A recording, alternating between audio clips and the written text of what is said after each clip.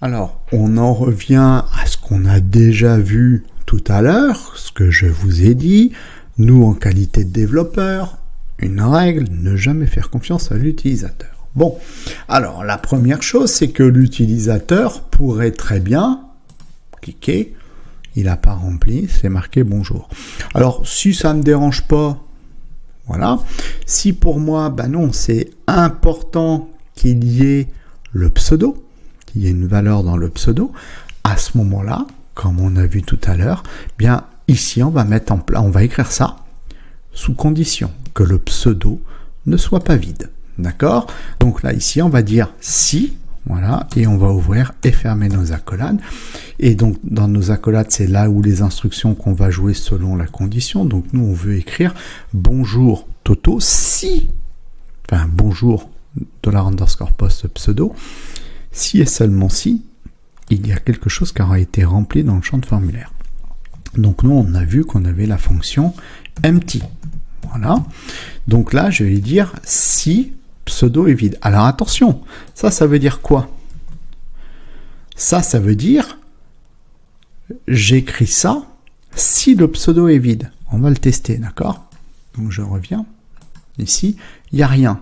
Je clique sur valider, c'est marqué bonjour. Je reviens, je remplis quelque chose, je clique sur valider, il n'y a rien.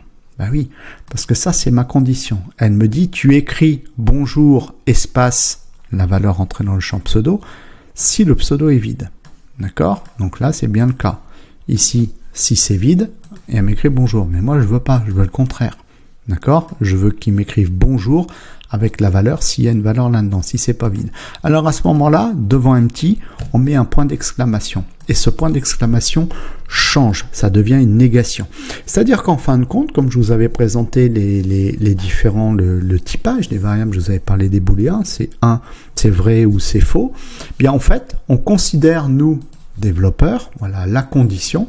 Ici, cette condition est vraie. Donc si la condition est vraie, j'écoute ça, et moi je veux le contraire, je veux que ça soit faux pour pouvoir l'écouter. C'est-à-dire que je veux que ça soit que ça ne soit pas vide. Alors maintenant, regardez, si j'envoie, il m'écrit rien, puisque l'information ici est vide. Si je reviens, que j'écris quelque chose, eh bien à ce moment-là, il m'écrira bien l'instruction que je lui ai demandé. Alors je peux aller plus loin. C'est-à-dire que je peux mettre en place une contre-condition. Et je peux, dans cette contre-condition, faire un écho et lui dire merci de remplir votre pseudo. D'accord? Et je peux même aller plus loin. C'est-à-dire que je peux aussi écrire du HTML dedans. Donc, je peux même aller à la ligne. Ici, ça changera rien du tout. D'accord? Vous voyez qu'il n'est pas content ici. Pourquoi il n'est pas content? Parce que l'instruction doit toujours se terminer par un point virgule. D'accord? Et là, ici, je pourrais très bien faire un BR, un break, en fait, d'écrire du HTML, de faire un href égale index.php pour revenir sur ma page de formulaire.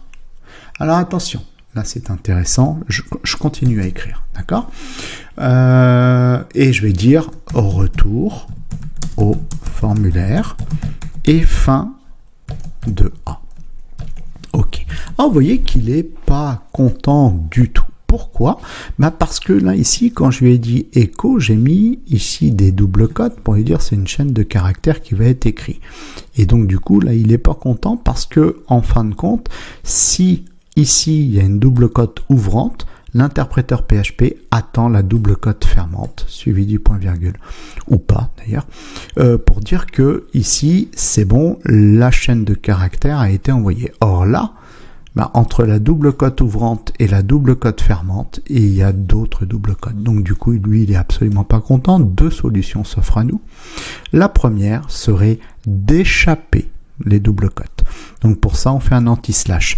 Alt-GR 8. Donc là, ici, j'échappe la première double cote. J'échappe la deuxième double cote. Et cette fois, si je fais CTRL-S, il est content. Donc là, ici, j'aurai pas de problème. J'interprète pas en fait ici les doubles cotes au niveau de PHP. Ça c'est la première solution. La deuxième aurait pu être, au lieu de mettre des doubles cotes, je mets des simple cote. Voilà, et donc là ici, pareil, bah là ici ça passe, hop, voilà, ça passe puisque je n'ai pas deux fois des doubles cotes. Bon, on y va, j'appuie ici, bonjour Toto, je reviens, j'actualise, je n'envoie rien du tout et il me dit attention, merci de remplir votre pseudo, retour au formulaire et on se retrouve ici sur la page du formulaire.